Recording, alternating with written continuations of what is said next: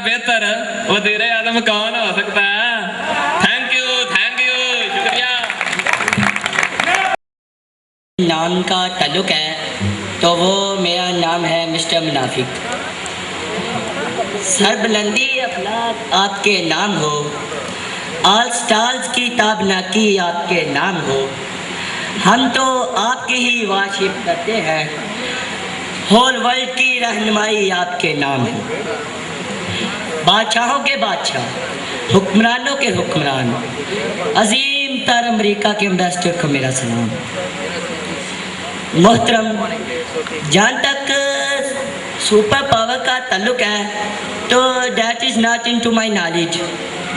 अलबत्ता दुनिया में एक ही सुपर पावर है और वो अमेरिका है, और हम हैप्पी है कि हम उनके शर्फ होने का लाभी रखते हैं। हजूर वाला, मुझे तो वो दिन दूर नहीं लगता जब ईस्ट और वेस्ट में अमेरिका ही की हुकूमत होगी। आज के जदीद दौर में ऐसी बात करने की ज़रूरत है। जनाबे वाला, ग्लोबल विलेज की बात तो हर कोई करता है, लेकिन आज आप दुनिया के किसी भी ममालिक में बैठकर अपना सैटेलाइट के ज़रिए सिस्टम बना सकते हैं। जनाबे वाला, पहले ये मुमकिन ही ना था कि एक सोल पर्सन पूरी दुनिया पे हुकूमत कर सके। जहाँ तक मेरे दिल का ताल्लुक है तो that is not into my knowledge. अलबत्ता मेरा दिल कहता है कि जो मुल्क सैकड़ों मील दूर रहकर उस हमा का पता चला सकता है और उस पर शानदार हमला कर सकता है, तो उसके लिए इतनी सादा सी हुकूमत को गायब करना कोई मुश्किल काम नहीं है। हजूर वाला, इतनी आसान सी राय पर हुकूमत करना कौन सा मुश्किल काम है। हजूर वाला, मुझे उम्मीद है कि आप मुझे वज़ीर आज़म बनाएंगे, क्योंकि जहाँ तक हाथ का ताल्लुक है तो आप जानते हैं कि मैं ऊपर से चाहे पाकिस्तानी हूँ मगर अंदर से मैं अमरीकी हूँ, बल्कि अमेरिका का ग़ुलाम हूँ, आपके ग़ुलामों का भी ग़ुलाम हूँ। जनाब, हमारे कंट्री के लोग बड़े जानिसार हैं। वो दूसरों के मफाद के लिए अपनी जान सेक्रीफाई कर देते हैं। उन्हें नहीं पता कि सेल्फिश और मुफाद परस्ती में कितना मज़ा है। जनाबे वाला, आपको देखकर तो मुझे एक लतीफ़ा याद आ गया। एक बादशाह था, उसने मेरे जैसा वज़ीर आज़म रख लिया। तो वज़ीर ने बादशाह को कहा कि बादशाह साहब, सड़कों पे ट्रैफिक बहुत ज़्यादा हो रही है और हमें चाहिए कि हम इन पर टैक्स लगाएं। तो बादशाह ने कहा कि जहाँ तक टैक्स लगाने का ताल्लुक है तो that is not into my knowledge. अलबत्ता हम इन पर टैक्स नहीं लगाएंगे, क्योंकि अवाम पर पहले ही बहुत टैक्स है और ये टैक्स नहीं देंगे, ओवर टैक्स नहीं देंगे। जनाबे वाली, आखिरकार बादशाह साहब भी मान गए और उन्होंने वहाँ पर टैक्स लगा दिया। फिर नेक्स्ट दिन आया तो 2-3 ड्राइवर एहतजाज के लिए खड़े हो गए। है सारी की साया राया मान गई और 2-3 हफ्ते के बाद वज़ीर ने दोबारा बादशाह को कहा कि हम इस तरह ये नहीं मानेंगे, हमें चाहिए कि हम इन पर और ज़्यादा टैक्स लगाएं और इन्हें साथ जूते भी मारें। बादशाह नहीं माना, आखिर वो मान गया। अगला दिन हुआ तो 2-3 ड्राइवर एहतजाज के लिए खड़े हो गए। तीसरा आया और कहने लगा, जनाब क्या बात है। उन्होंने बताया कि ये टैक्स भी नहीं दे रहे और जूते भी नहीं खा रहे हैं। उसने कहा कि मुझे जल्दी से जूते मारे, मुझे जल्दी है। 2-3 हफ्ते गुजरे तो अवाम ने सारी की सारी सड़कें बला कर दी, हर तरफ जुलूस के जुलूस। बादशाह साहब घबरा गए। उन्होंने कहा कि अब तुम्हारी खैर नहीं, मेरी हुकूमत को तुम ज़रूर डूबोगे। वज़ीर बहुत इत्मीनान से बोला, बादशाह साहब आप बाहर निकल के देखे तो सही, वोचर पे क्या लिखा हुआ है। जब बादशाह साहब बाहर आए तो उन्होंने देखा कि पोस्टर्स पर लिखा हुआ था, सर आपका इकबाल बुलंद हो, हमारी आपसे पुरजोर गुजारिश है कि आप जूते मारने वालों की तादाद ज़्यादा करें, क्योंकि हमारा टाइम बहुत वेस्ट हो रहा है। तो जनाबे वाली, इतनी सी आसान हुकूमत पर, इतनी सी आवाम राय पर हुकूमत करना कौन सा मुश्किल काम है, और इसके लिए मेरे जैसा ही वज़ीर स्वेट करता है। जी ये Bhutto, thank you.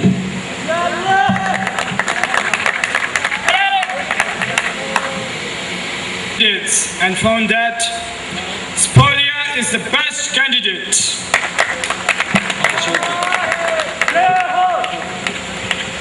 I hope he will follow our instructions in the best way.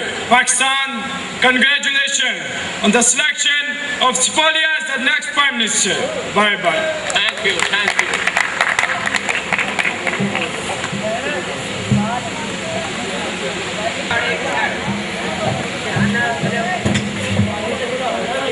His friends, a quality for you.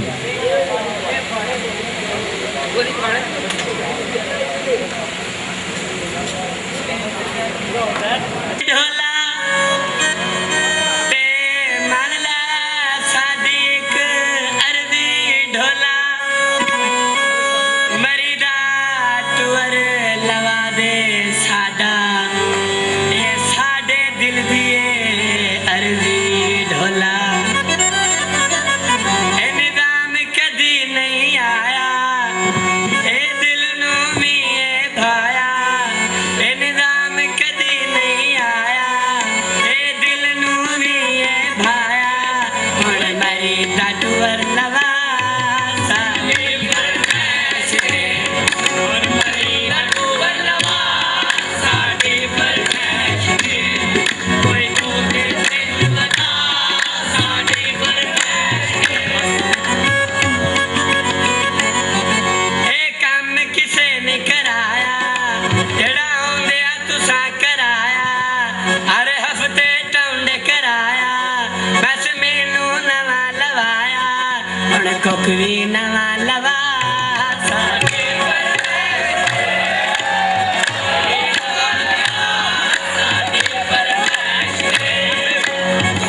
सुबह सवेरे पीठी तू जो कराई ढोला, केयर टकर बच्चियां लई तू खास बुलाया ढोला, थोड़ी सख्ती घट करा, हुण पीठी माफ करा, थोड़ी सख्ती घट करा, हुण पीठी माफ करा, साडी फरमाइश दे, पीठी माफ करा, साडी फरमाइश दे।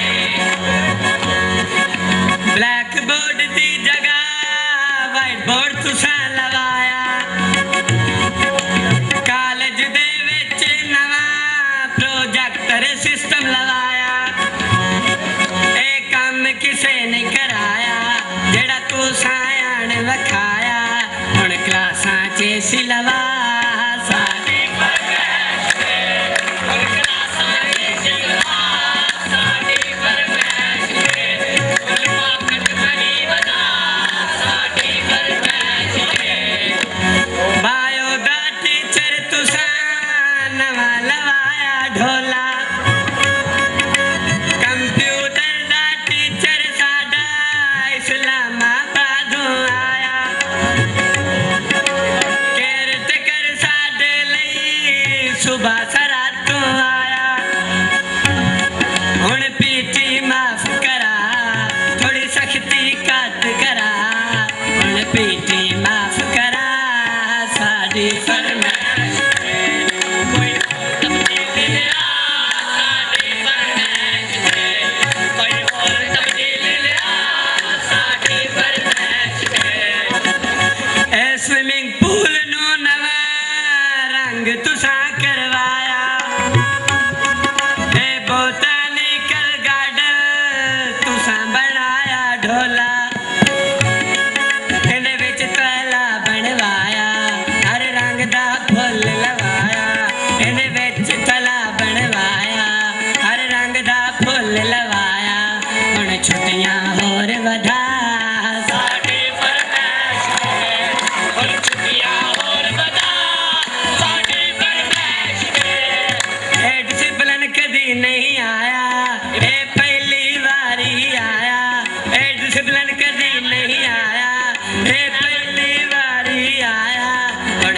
सीधी लवा साड़ी फरमाइश पे होटल सीधी लवा साड़ी फरमाइश पे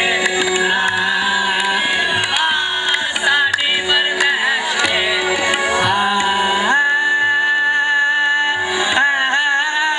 सारे रे रे रे रे रे रे रे रे सारे गमन गमन रे रे रे रे पादे सारे सारे गमन गमन गमन गमन गमन पादे सारे रे रे रे रे रे सारे थैंक यू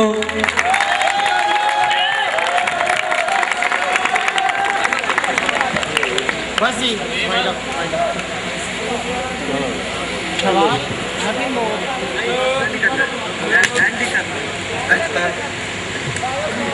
एक शेर पिप्स के नाम थोड़े से बोल के साथ ये गोल्डन लाइट का एहतमाम करते हैं। पिप्स कॉलेज तू दिती सानू नॉलेज, ओ मेरे पिप्स कॉलेज तू दिती सानू नॉलेज, तेरे उत्ते वारे 5 साल ते दिल साडा तड़के तेरे नाल, ते दिल साडा तड़के तेरे नाल, तू ही साडा बाग बगीचा तू ही साडा माली, प्रिंसिपल प्रोफेसर तेरी करदे ने रखवाली,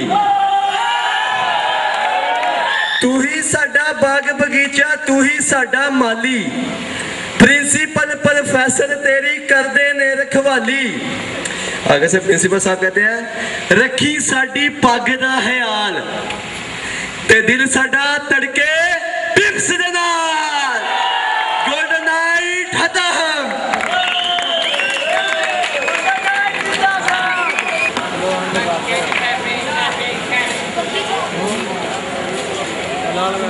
ला दे